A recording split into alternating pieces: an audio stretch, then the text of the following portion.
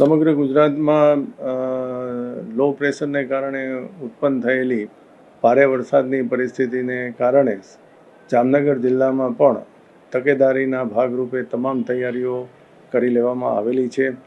જામનગર જિલ્લાના તમામ સરકારી કર્મચારી અધિકારીઓની રજાઓ રદ કરી અને તેઓને હેડક્વાર્ટરમાં રહેવા માટેની સૂચનાઓ આપી દેવામાં આવેલી છે.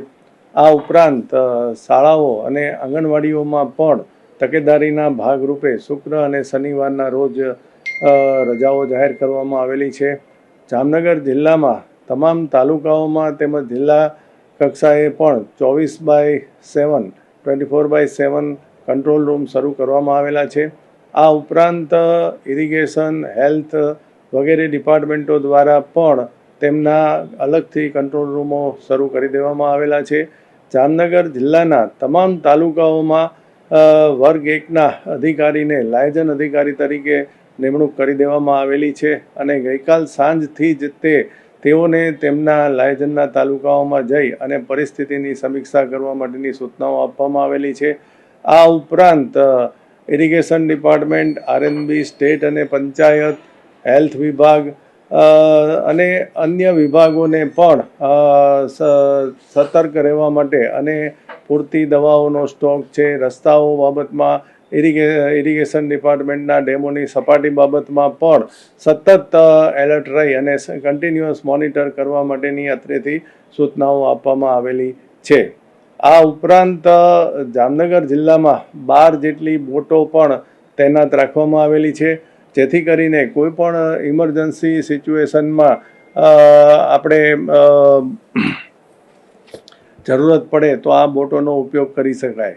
જામનગર મહાનગરપાલિકા અને તમામ નગરપાલિકાઓ અને ટીડીઓશ્રીઓને સૂચના આપવામાં આવેલી છે.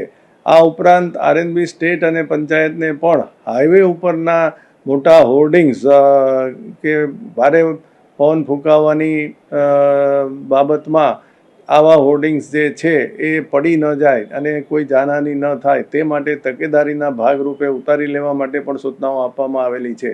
આ ઉપરાંત નગરપાલિકાઓ અને ગ્રામ્ય વિસ્તારોમાં પણ જર્જરિત વિસ્તારોમાં કોઈ આશ્રય ન લે તેવી પણ સૂચનાઓ આપવામાં આવેલી છે અને આવા ઘરોમાં રહેતા લોકોને પણ સુરક્ષિત સ્થળે શિફ્ટ કરવા માટે સંબંધિતોને સૂચના આપી દેવામાં આવેલી છે. આ ઉપરાંત નીચાણવાળા વિસ્તારોને પણ વહીવટીતંત્ર વતી હું અપીલ કરું છું કે તેઓ સુરક્ષિત સ્થળે શિફ્ટ થઈ જાય, જેથી કરીને પાણી ભરાવાના કિસ્સામાં કોઈપણ પ્રકારની જાનહાનિ આપણે નિવારી શકીએ. તમારા ઢોર, નાના તેમજ મોટા ઢોરોને જ્યારે ભારે વરસાદ પડે ત્યારે એમને બાંધેલા ન રાખતા છૂટા રાખવા પણ હું વહીવટીતંત્ર વતી જે પશુપાલકો છે એને હું અપીલ કરું છું, જેથી કરીને આ માણસોનું સ્થળાંતર થઈ જાય પરંતુ પશુઓ બાંધેલા હોવાના કારણે પશુ મૃત્યુની કોઈ પણ પ્રકારની ઘટના ન બને તે માટે પણ તકેદારી રાખવા માટે આપણે તમામે કટિબદ્ધ થવું પડશે. સમાજ સુરક્ષા વિભાગને વિકલાંગોની પણ યાદી તૈયાર કરી અને ભારે વરસાદના કિસ્સામાં પ્રોએક્ટિવલી તેમને ફોન કરી અને તેમની પરિસ્થિતિ જાણવા માટેની સૂચનાઓ આપેલી છે.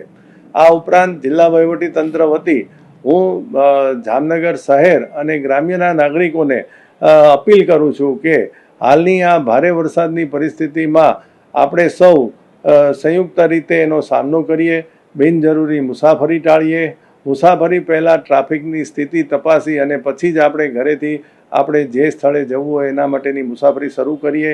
પાણી ભરાયેલા રસ્તા પરથી કોઈ પણ સંજોગોમાં વાહન સાથે કે ચાલીને પસાર થવાની આપણે કોશિશ ન કરીએ. નદી, નાળા અને પાણીના સ્ત્રોતોથી દૂર રહીએ. તળાવ કે કોઈ પણ આવા પાણીના સ્ત્રોતમાં નાહવા માટે નાના બાળકોથી માંડીને મોટા લોકો બને ત્યાં સુધી ન પડે. જોખમી સ્થળોએ આશરો ન લઈએ. ખેડૂતો માટે ખાસ સલાહ કે આ સમયે તેમના ખેતરમાં પાણીના નિકાલ માટેના જે રસ્તાઓ હોય તે ખુલ્લા રહે. જો ખેતરમાં આ ભારે વરસાદની પરિસ્થિતિમાં ખેતરમાંથી કોઈ ખેડૂતો હોય તો એ લોકો શિફ્ટ થઈ અને ગામમાં આવી જાય, જેથી કરીને ખેતરોમાં પાણી ભરાવાને કારણે લોકો ફસાઈ જવાની પરિસ્થિતિથી આપણે બચી શકીએ.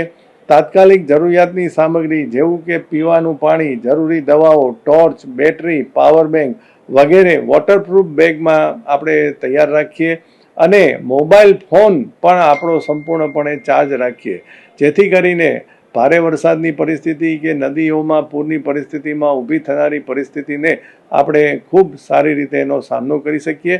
અંતમાં સમગ્ર જામનગર જિલ્લાની પ્રજાને સાવચેત રહેવા માટે હું જિલ્લા વહીવટીતંત્ર વતી અપીલ કરું છું. સચોટ સમાચારો સૌથી ઝડપી મેળવવા માટે અમારી ચેનલને સબસ્ક્રાઇબ કરો.